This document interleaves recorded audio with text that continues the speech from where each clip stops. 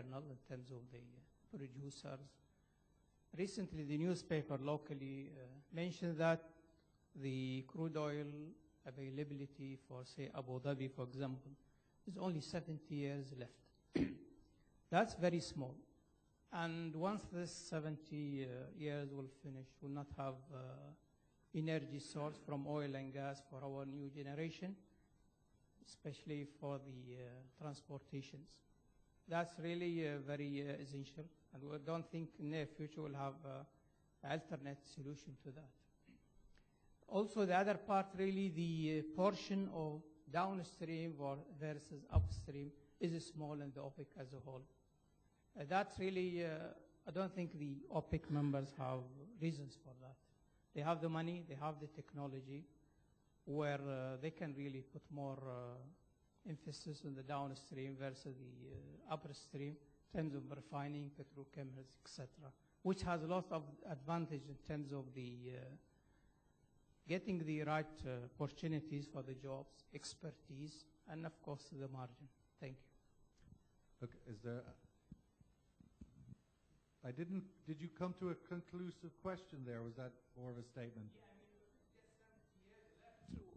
What are we doing now to minimize it? Because once that fuel is not there for the transportation for our generations, we are not doing well. We have to be wise enough. Okay. Second, really, why are not really giving more emphasis in downstream compared to the upstream? Okay, Emad, why don't you jump in answer? We bring the mic into the middle of the room there. On the remaining reserves, of course, we have limited resources. It's not finite, infinite. It's limited. And if you say 70 years, it doesn't mean that we can maintain our current production for 70 years. We will go through decline one day, and maybe soon. Okay? The thing is, just like what Dr. Ramzi said, OPEC role comes in when we have excess capacity. And that excess capacity is going to wind down soon, I believe, okay?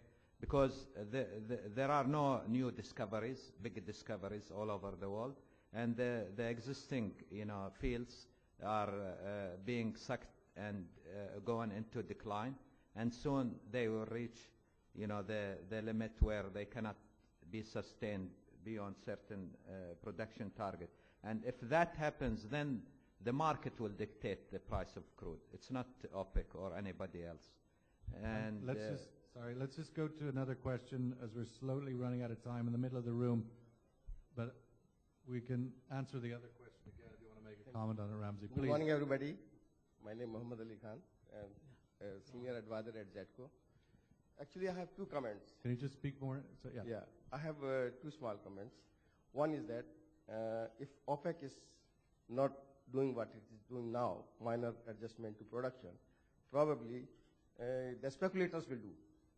We can imagine what speculators do. The distinguished panelists mentioned 1 billion barrels a day oil is traded on speculation. So that tells if there is no adjustment on the production side, speculator will play a lot. That's one thing. Second comment about the price. I think it's fair to compare the price of oil in reference to natural currency, which is other commodity like dollar or, not dollar, but gold or silver. Because if you talk about the dollar, if you compare the price of the gold, in last 40 years, price of the gold has increased 40 times in last 40 years. Dollar can change any time by quantitative easing because of deficit, because of the deficit in the United States and surplus in the other parts of the world. That's what is causing budget deficit. And again, the dollar goes back to US for investment and more dollars, So that sort of things, that cycle is there. So it's only fair to compare the price of oil to the gold, I believe. Thank you. Thank you. Ramzi, you wanted to come back on the previous point? Or? Yeah, just on the thing, I don't think you have anything to worry about 70 years or so. In 1918, the U.S. Geologic Survey commissioned a study on the reserves of the world. At the time, consumption was 2 million barrels per day. And they came up with a figure of 42 billion barrels, the total world reserves. And we have been producing for more than 100 years now from that date, and still the reserves they are talking about 1.5 trillion. The question you have to remember that there are still fields to be discovered, and the old fields and all the reserve figures you read now are all based on old technology. Everybody's talking about Iran or Iraq or producing so much in this field producing.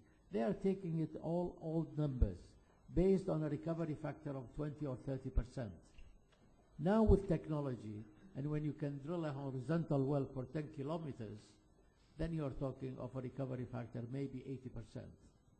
So whatever figures you have, multiply them by 3 at least. So your 70 years is 210. Okay? Final word, Ali, please. Just I would like to touch on the last point Yes. over here. Okay. I believe something we are really, OPEC been not fortunate, that oil is a very important commodity, we all understand, but it's not treated equally with other commodities. Although other commodities, there could be some organizations like coffee or so it's not treated as a commodity, and I'm really I'm not sure why the oil commodity become always vulnerable into a lot of statements, a lot of politics, and so on and so on. This is one side. Another side, I totally agree that and this is what OPEC is working in to through different channels with the consuming nations to have a regulated I would say trade on the oil as a commodity. OPEC is not really cannot do anything with the controlling the prices. Only can work with the fundamentals, supply and demand. So what demand needs, OPEC supply the required crude oil. However, we all agree that the trading market or the future market needs to be somehow regulated. Well, I think that's unlikely anytime soon if the Republicans remain in control of the Congress. But I'd like to conclude on that statement because we must move on. And I think one of the points that the gentleman at the back made that didn't get addressed, but I think is important, regardless of the amount of oil reserves, is going down the value chain and enhancing the downstream opportunity. And countries are obviously doing that to different degrees, and clearly that's an opportunity going forward. But save that, Ramsey, for the coffee break, as we must move on. Thank my panel for their contributions and their time this morning. Mr. Al-Yabhouni, Dr. Ramsey Salman, and Iman Buhulega of Dragon Oil, thank you all for your participation. Thank you.